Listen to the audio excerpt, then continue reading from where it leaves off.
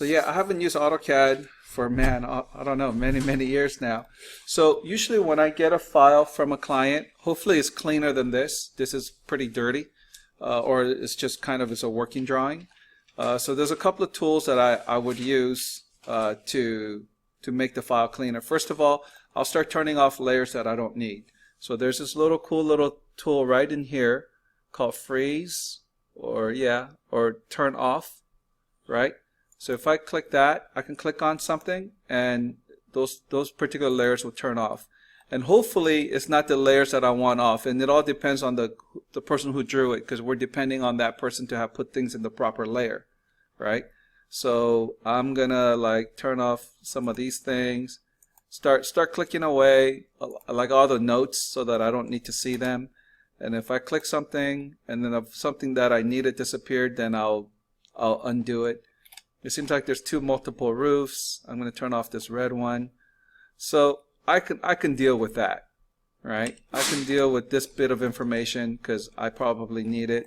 And I know I want all 4 of my drawings. So what I'll typically do is I'll just copy all this and create a brand new file, right? Because this file might have all kinds of different stuff in it too. So I'm going to go Control C and I'll say new. AutoCAD file, and I'll go Control V and then double click, and then there you go. So I don't have anything else except the very thing that I want to bring to Rhino, right? And then I'm gonna go ahead and save this out, save as. I'll put it on the desktop, project 4 or 5. All right. So now when I'm in Rhino, oh, by the way, yeah, here's a little headphone. This was a couple of days, like a 1-week project, not even a 1-week project. But I'm gonna go and say new. I'm gonna go to large object inches. I like inches because when I think, I type 60, click, that's 5 feet, right? But if you like to think in feet, then you want to go large object feet. What the 2 differences that one of them, whatever number you type, without having to put the unit, it'll be that unit. So if I type 5, enter. If you're in large object feet, it'll be 5 feet. If you're in inches, it's 5, enter, that's 5 inches. So that's the only difference, but obviously you can key in whatever you want. And if you're like in feet and you're like 6 inches, would you just put half a foot? Yeah, 0.5 and then enter. Yeah. Or if you wanted it, if you're in inches but you want it in feet, you can type 1 and then put the feet symbol, and then it'll be that, right? But it's just that the default value is in inches if you're in that. So here what you're going to do is you're going to go to import, and then you're going to import AutoCAD files, right? So on the desktop, here's project 4. So when I go to okay, so you are going to, let's see, file has errors. All right, so this is a good example. It's awesome that typically when something like that happens, it's because this isn't a newer version of AutoCAD, and that Rhino, when they wrote that Rhino software, it could not, if it was published before the new version of AutoCAD came out, the languages don't match, right? So that happens all the time. It's like if I set it up that way. Damn. All right, so I'm going to go to Save As. Instead of 2018, I'll save it as like AutoCAD 2000, which is, I know it's like 8 years back or 10 years back. So there you go. Come back to Rhino, say import, project 4, there you go. So now we have no problems. Now this is somewhat important. It's asking you what units you're coming in at, inches, that's probably what you want because I have everything set to be inches. So there you go.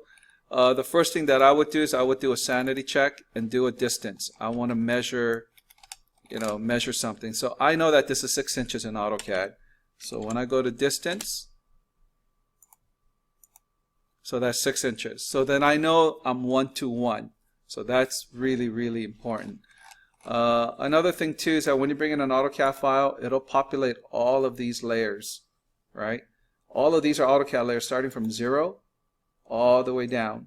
which is good because I could actually turn off like a door layer. You know, I could turn off all the layers that I don't want to see.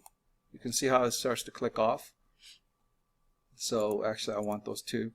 So that's all good. And then these are your default layer, and then layer 1 through 5. These are actually from Rhino by default, right? So I'm going to start to be more diligent about the way how I layer my projects. So I'm going to come here to layer 1, and I'm going to say, you know, I'm going to type in walls, or yeah, I think it might be the same name, so I'll just type wall. So whatever I model, and then I'll just click that to be my current. So whatever I model, it'll go into that layer. And this is where it does take a little bit of time, and because I can take that line, because that's a CAD line, and then extrude it up, right? I can do that, but you can see how that line's not closed and all kinds of crazy madness. So for me, it's not worth it. Can I do it? Yes. And if I set it up in AutoCAD so that it imports in clean, can I do that? Yes. If you can remind me next week, I'll show you how to set it up properly. But 9 out of 10 times, you're going to get this from a client, or you're going to get it from an architect or your boss, and they're not going to do their AutoCAD based on Rhino. They're going to just do their thing, and then they're going to tell you got to figure it out, right? So to me, I think the better workflow is just to use it as a trace and just kind of go with it, right? So what I would do in this particular case is I would just go into my standard wall tool here, and I would just start to make a wall. And then the height, I'm going to type 8 feet. I should have, actually, my bad, I should have done it in feet now, because now I have to type 8 feet every time, right? I forgot what 8 feet is in inches. Is that 72 inches or something like that? Am I correct? So you can see now I have an 8-foot wall, right? And that's what I would do. I would go back in here, and I would snap to that corner, to somewhere here or somewhere here. Okay, that's not the right corner, so I'm going to do here, and then 72 inches. Nope. Is it, what is 8 feet? 96? Thanks. So I'm going to go back.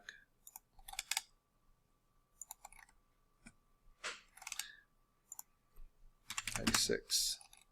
So there you go. So I know that these two walls are not connected. I could simply connect them, but just trust me, when you're in design development and you're popping windows and stuff like that, you want all these things to be independent. Just believe me when I say that.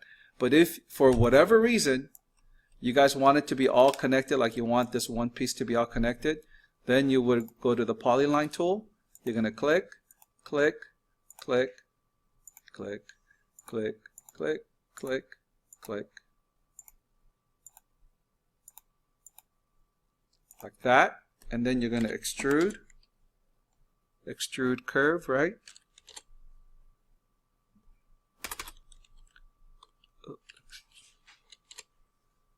Extrude curve. And that's the curve I want. 96. Okay, see how that was created, right? So you can do that, and yes, it looks cleaner because you don't have all the joints on the side, but honestly, that just takes a long time. And later on, when I want to just edit this wall, this whole thing will select, which will cause problems later too. Well, it's not really a problem, because there are times where I do this, and there are times where I do this on the same model. It's just that you guys will see once you get more experience when you're going to do that and when you choose not to do that. Like for me here, along this whole wall, I'm just going to go and just build a whole wall all the way across. All the way to here, 96. Because later on, I'm going to pop in a hole right here and then pop a hole through for the hallway, right? Instead of taking a wall from here to here and the wall from here to here. But so you will learn that. Like here, this is a door, right? So I would have taken this wall all the way across, so that later I can pop a hole for the opening for the door. If not, I have to put a little header piece up here now, right? So these are the kind of the model making things that I like you to learn. And there you go. So it's coming together nice and easy.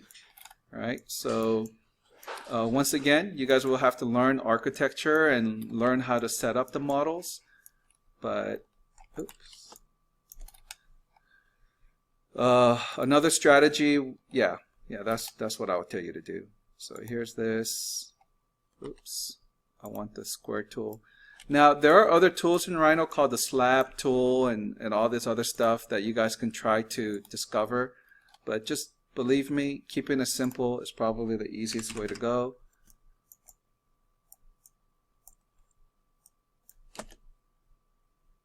And see, I don't have anything to snap to here. Oh, I have something to snap to there.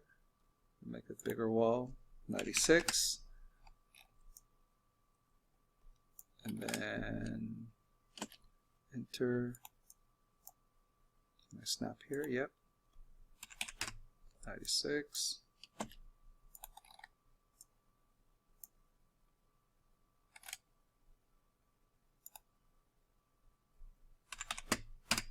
Okay, so I would just go ahead and do all the perimeter walls, and then after that, wherever there are windows, so if you go to top view, there's a window right here. You'll see it on the elevation.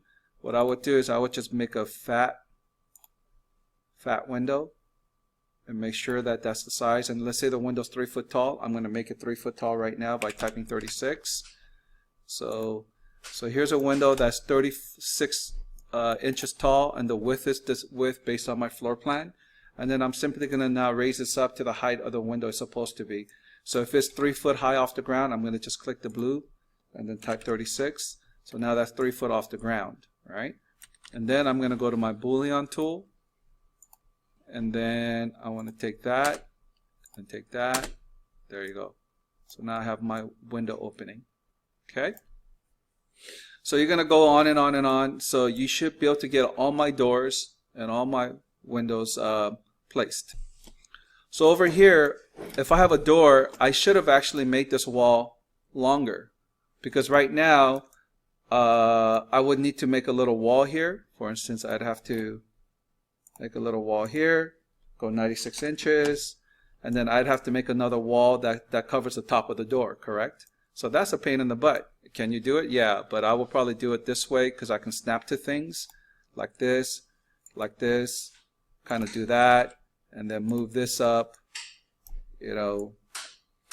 Oh, but at this point, I'm going to go to the move command so that I can physically snap to that corner and then snap to that corner, right?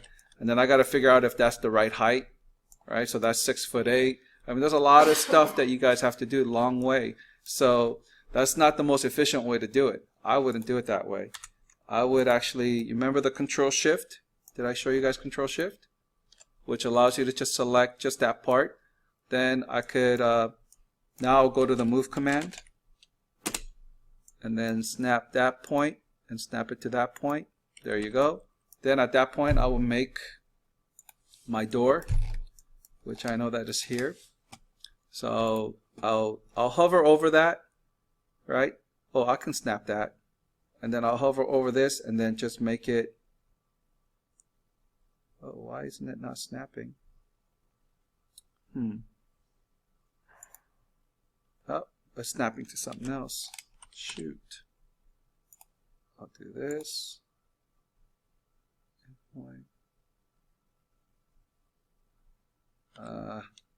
It's snapping to other things that I don't want to snap. Huh, how come it doesn't track? Smart track. Thanks. Come on. There it is. Right? And then the height, the doors are 6'8", so I'm going to type 6, and then I'll put the foot symbol and then 8. So I know that that's 6'8" tall. But I made this thicker so that I can kind of move it in and jam it in like that. So that when I do the Boolean, it's cleaner. Right? So there's that. So now if I have this door, before I lose it, I can make a copy of it. Right, one? Just like that. Or you could do it, you can not do the copy if you do it this way too. So I'll show you. If I go to subtract, I want to subtract this with that.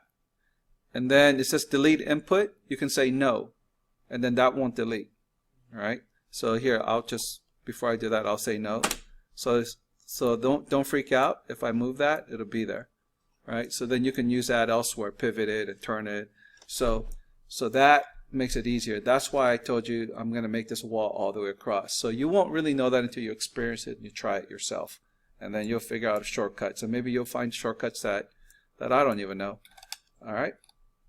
So anyway, so that's how you would do your doors and windows. So go ahead and knock it out and do all your doors and windows and walls.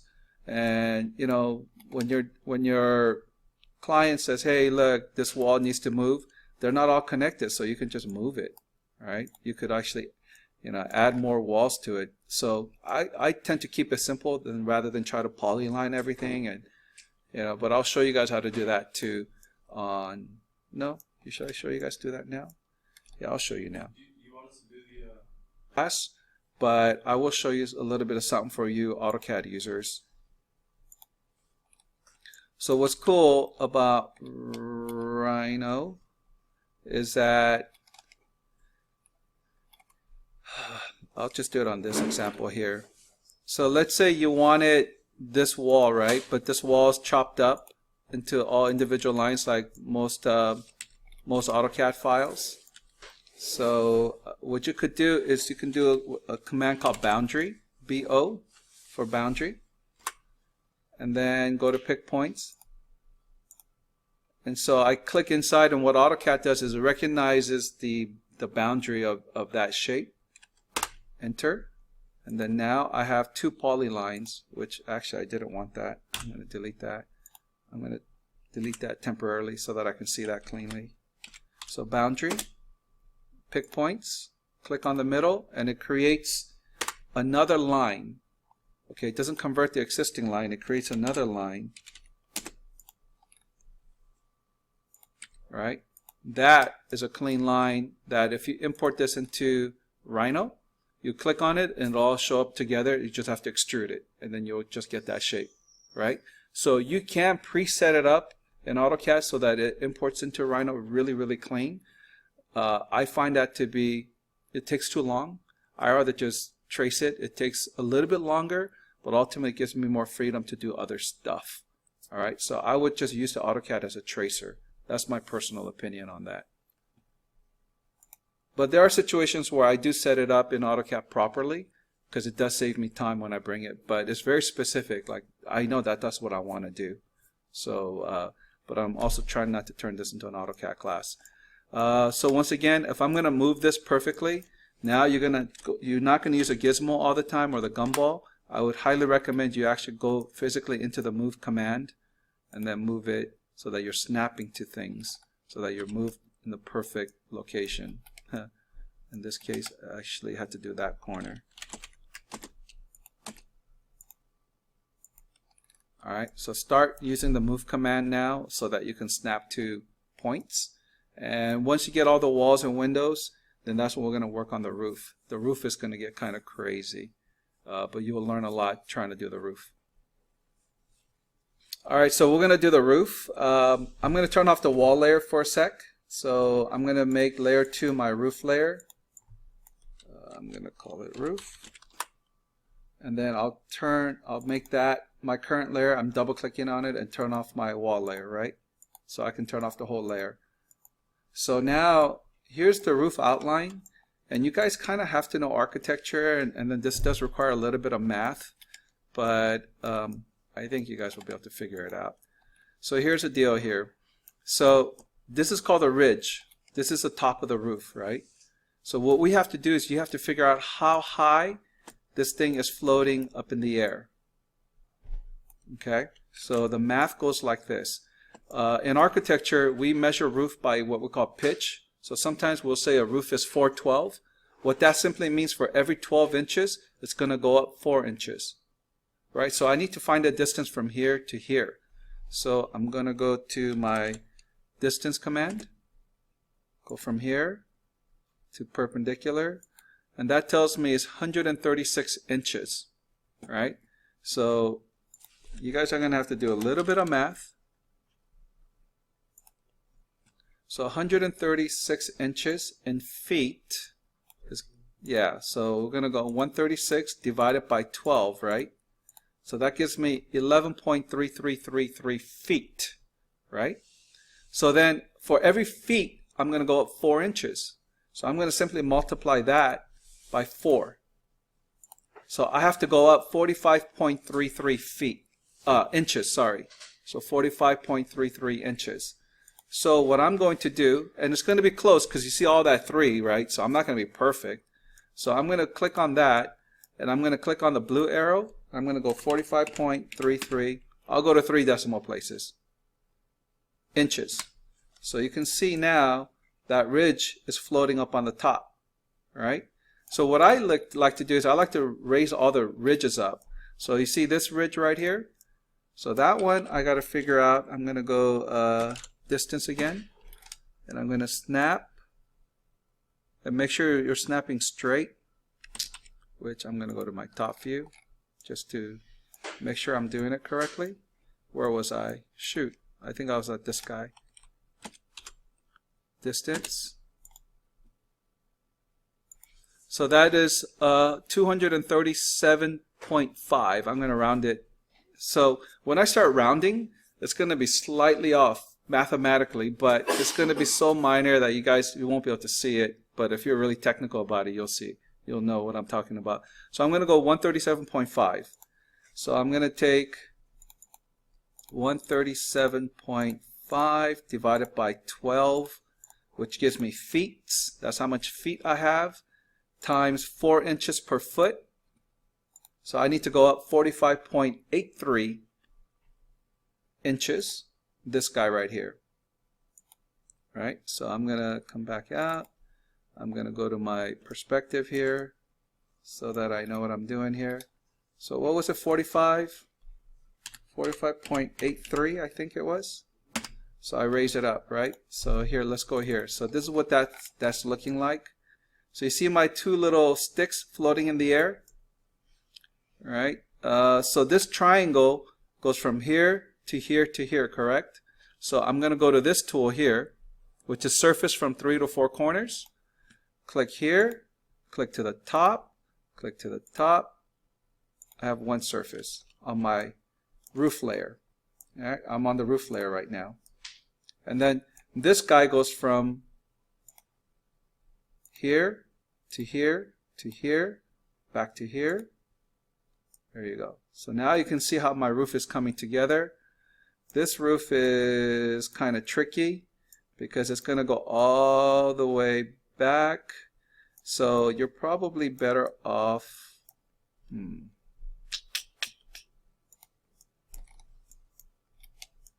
So this guy, I have that. So I'm going to come all the way across.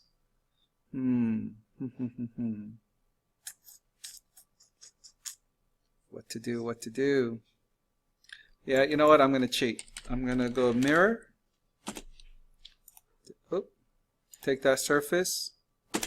And I'm going to mirror from that to that. So I have that, right? Then that way, then I have this point to snap to, I think, to that. So I'm going to have to work backwards here. So you're going to have to bear with me. Or, yeah, I got to cut all this. Maybe I'll do this. Okay, I did a control click on that edge, right? And I'm going to stretch it all out.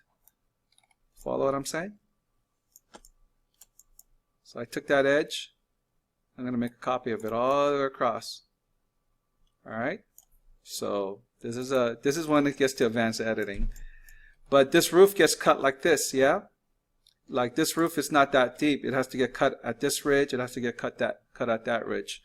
So this is where I'm going to use a trim tool. Oh, actually, this is going to be good. Trim. I'm going to use this line. Cutting objects. It's going to be that line.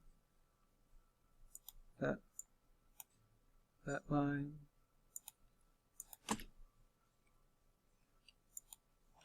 It's not letting me select. How come I'm not able to select those lines? I select some. Oh, duh. When I select something, it turns yellow, so I don't know if these lines are getting selected or not. Give me a sec. That way, you guys. So if you guys want to find out, this is AutoCAD stuff. I don't know what it is. So if you click on that, and type what as a command, it'll tell you properties about that line. So it tells me that that is in the 0,1 max layer, which is 0 max layer. There it is. There's that. It also tells me how long the line is, right? So I don't have to do the distance command if I want to just figure that out. But long story short, I wanted to find out so I can change the color. I'm going to go to dark green. So now let's go to top view.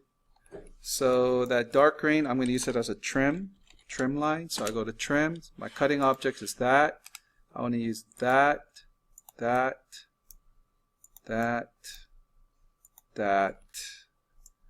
and then I want to trim off that.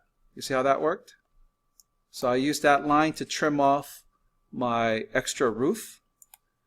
And what's really nice is that now my ridge is already set. Right? My ridge, that ridge is already set because that's the edge of my roof that I've already established. So then I can just come back and start connecting the dots. There you go. And then go to enter, connect there, there. Oh, that was a good trick. Actually, I've never done that before. Damn, I'm smart.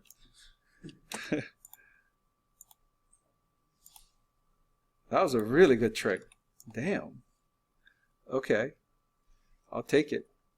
All right, I'm just going to take it here. I think you guys are going to figure it out. I kind of left this part. It's a little bit crazy.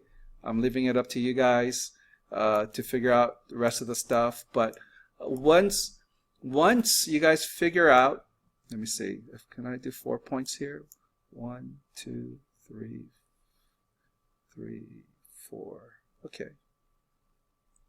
Once you guys start to connect the dots, it'll start to come together. It just will. You guys will be able to like, oh, okay, that's going to meet there and there. Like this one here is actually going to have to continue, right? But actually, I can do that. I can add to it. It's like connect the dots. You know, you just got to. No, that's no bueno. Oh, that should be higher. I must have did my math wrong. That's got to go higher. Yeah, I did my math wrong there. Oh, I measured this way when I should have measured that way, I think. So that should be somewhere here. I'm going to just eyeball it for now. So I'm going to have to redo that. But you guys will do it right. Where are you? I snapped to the wrong thing. All right, so that roof should be higher, and then that should be at the same plane. So I'm going to stop. Good luck on the video. Good luck.